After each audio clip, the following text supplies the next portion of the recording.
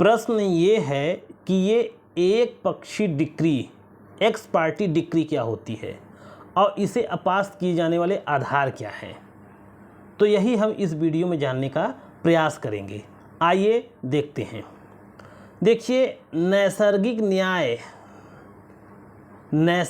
न्याय का यह एक नियम है कि सदैव वाद के मामलों की सुनवाई दोनों पक्षकार की उपस्थिति में की जानी चाहिए। बिल्कुल सही बात है। और यही कारण है कि न्यायालय को पक्षकारों की उपस्थिति सुनिश्चित करने के लिए समन जारी करने की शक्ति प्रदान की गई है। तो इसका कहने का मतलब ये है कि नैसर्गिक न्याय यह है कि दूसरे पक्ष को भी सुनो। अगर किसी व्यक्ति ने कोई शिकायत न्यायालय से की है तो दूसरे पक्ष को भी सुन लेना चाहिए, यही नैसर्गिक न्याय है। अब दूसरे पक्ष को सुनने के लिए उसे बुलाना पड़ेगा, तो बुलाने के लिए न्यायालय समन जारी करता है, यही इस लाइन में कहा गया है। किंतु यदि वाद का कोई एक पक्षकार न्यायालय में हाजिर होने के लिए अपेक्षा जारी करने के बावजूद बार बार अपेक्षानुसार नियत समय पर उपस्थित नहीं होता, कभी कभी कोई सयाना व्यक्ति होता है, वह न्यायालय में बार बार समन करने के बावजूद नहीं आता, तो अगर वह आपराधिक मामला है तो समन के बाद वारंट जारी किया जाएगा, उद्घोषणा है, कुर्की है, तमाम उपाय हैं। लेकिन दीवानी मामलों में, सिविल मामलों में बड़ी मुश्किल होती है। समन जारी करने के बाद अगर वो व्यक्ति बार बार नहीं आता तो इसमें तो गिरफ्तारी वारंट वगैरह की व्यवस्था जल्दी नहीं होती है। तो ऐसे में न्यायालय क्या करता है, अगर बार बार वो व्यक्ति नहीं आता तो न्यायालय दूसरे पक्षकार को केवल उसी एक पक्षकार का तर्क सुनकर जब डिग्री पारित कर देता है, तो ऐसी डिग्री को क्या कहा जाता है, ऐसी डिग्री को एक पक्षीय डिग्री कहा जाता है। न्यायालय, अब भाई नैसर्गिक न्याय का नियम है कि दूसरे पक्ष को भी सुनो, लेकिन दूसरा पक्ष सुनाने के लिए अब आ ही नहीं रहा है, समन जारी किया, बार बार समन जारी किया, आ ही नहीं रहा है, तब न्यायालय शिकायतकर्ता के तर्क को सुनकर ही एक पक्षी डिग्री पारित कर देता है। ऐसी डिग्री को ही क्या कहते हैं, एक पक्षी डिग्री कहते हैं।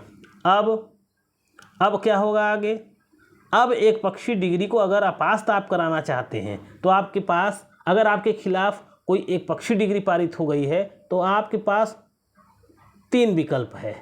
या तो आप न्यायालय में आवेदन करिए, या तो आप उस डिग्री के विरुद्ध अपील करिए, या ऐसा भी हो सकता है कि आप उसी न्यायालय के समक्ष पुनर्विलोकन डालिए। तो यही इसी 3 आधार पर, इन्हीं 3 आधारों पर एक पक्षी डिग्री को अपास्त किया जा सकता है, निरस्त किया जा सकता है। अब ये होते कहाँ से हैं, आइए इसको देखते हैं।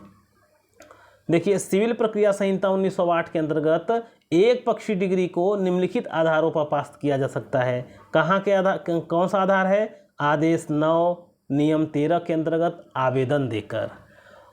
तो आदेश 9 नियम 13 के अंतर्गत आवेदन देकर वाद का एक पक्षकार एक पक्षी डिग्री को अपास्त करा सकता है। आदेश 9 नियम 13 का लाभ प्रतिवादी को तभी मिलेगा जब न्यायालय को निम्नलिखित समाधान कर देता है। क्या कर देता है, अगर आप आवेदन करेंगे न्यायालय के समक्ष एक पक्षी डिग्री के विरुद्ध तो कुछ तो बात कहेंगे कि केवल आवेदन ही कर देंगे। तो आवेदन में आपको, अगर आपने आवेदन किया है आदेश 9 नियम 13 के अंतर्गत, तो आप ये आधार रख सकते हैं कि साहब ये समन सम्यक रूप से तामील ही नहीं हुआ था, मुझे सम्मान मिला ही नहीं, या आप कह सकते हैं कि उसके उपस्थित न होने का पर्याप्त कारण था। इन आधारों पर आप एक पक्षी डिग्री को निरस्त करा सकते हैं।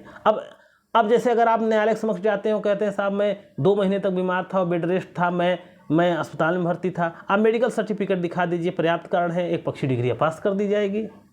ठीक है।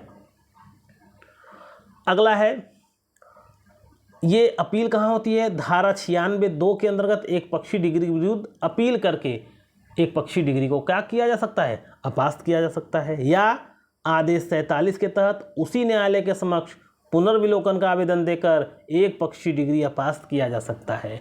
तो अगर एक पक्षी डिग्री पारित हो जाए तो वह ब्रह्मास्त्र नहीं होता, वह अंतिम नहीं होता, उसको भी अपास्त किया जा सकता है आवेदन देकर, अपील करके या पुनर्विलोकन डाल करके।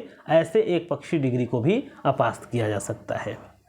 तो दोस्तों, अगर आपको वीडियो समझ में आया है तो एक शिकायत है, आप लोग वीडियो देखते तो हैं लेकिन सब्सक्राइब नहीं करते, चैनल को लाइक नहीं करते, कमेंट नहीं करते। आप कमेंट भी करें, अच्छा बुरा कमेंट भी करें, उससे भी जो है बल प्राप्त होता है।